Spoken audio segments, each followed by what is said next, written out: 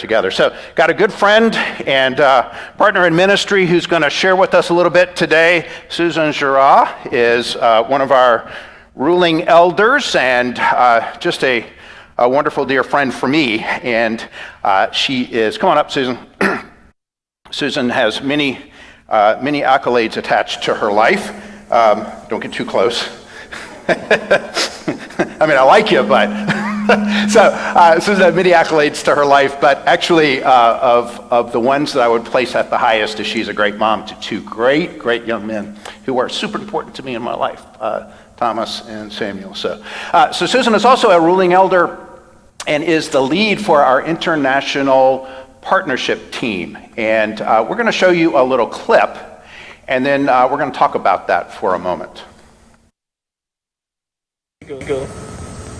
Hello, my name is Kernia. We are Global Student Friendship.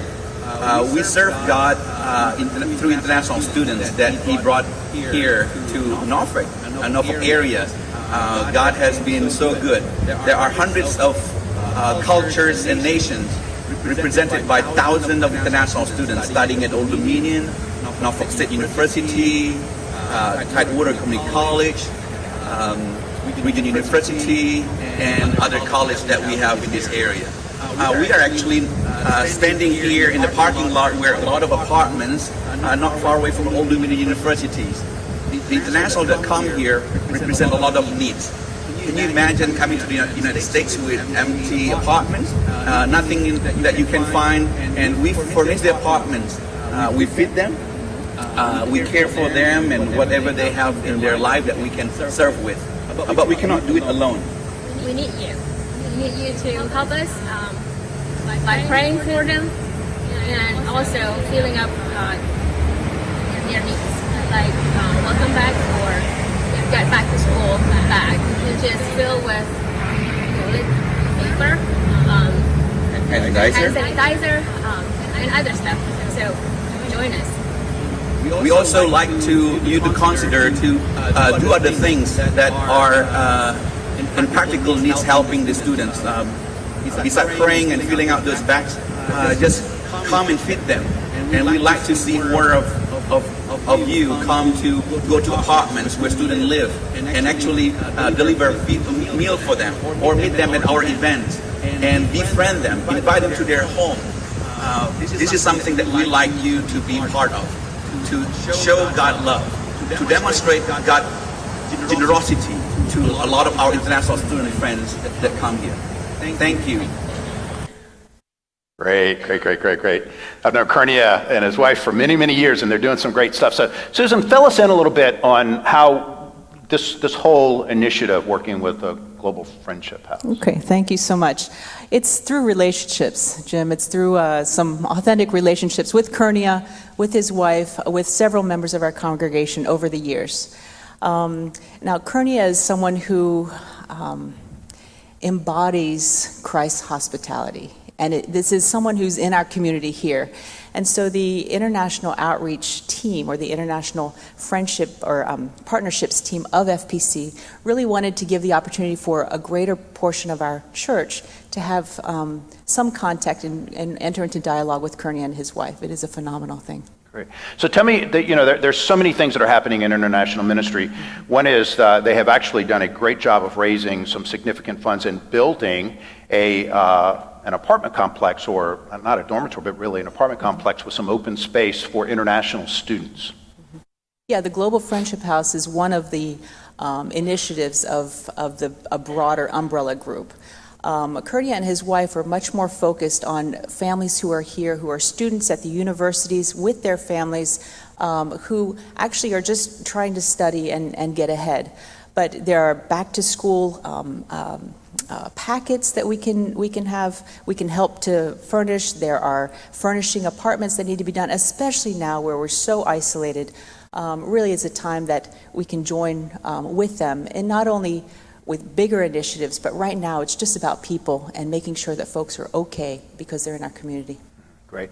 And I think we forget this. I mean, ODU is an incredible university that draws folks internationally in large numbers.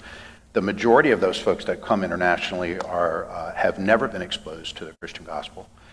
And I've shared this with our congregation a number of times, but the studies show us that for the entire time that an international student lives in the United States, so that's usually 5 to 7 years because they're often here for graduate school or for longer, fewer than 5% have ever been invited into an American's home.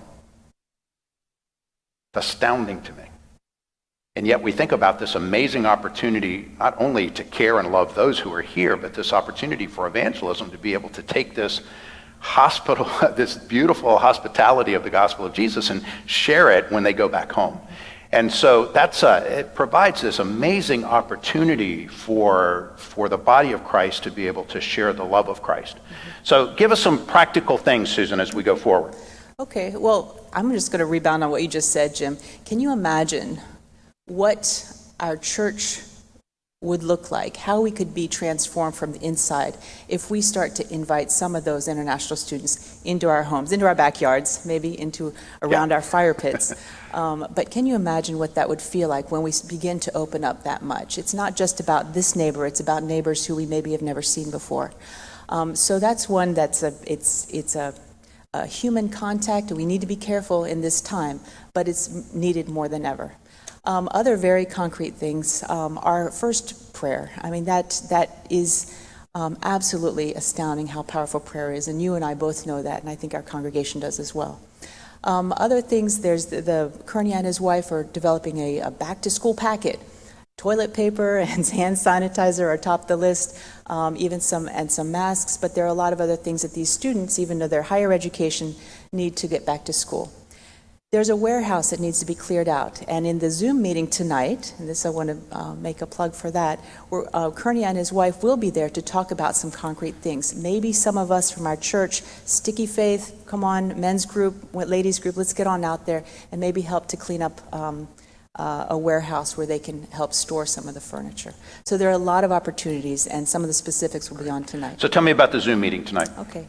The Zoom meeting tonight is one of a series of Zoom meetings that the International Partnership team is going to be organizing to help bring our missions, our partners who are working internationally or with international students or people here, bring them to the congregation for a dialogue. And it's a huge opportunity. We couldn't have done this without us all moving to Zoom. So tonight is the first of a series. Every fourth Sunday we'll be doing this. But Kearney will be there to dialogue. The link for the Zoom, if you haven't done this before, is on the website. It's under the virtual events and gatherings. It's the first tab. And on there, it's the first event. You click on there, you see a link, and you can get into the Zoom meeting, 5 o'clock tonight, where we will have Kearney to talk to us exactly about what's going on. It is a phenomenal ministry. Great. Thanks, Susan. 5 o'clock, Zoom. Go to the website, fbcnorfolk.org, and look at the virtual gatherings. It's the first link. So thanks. Good stuff.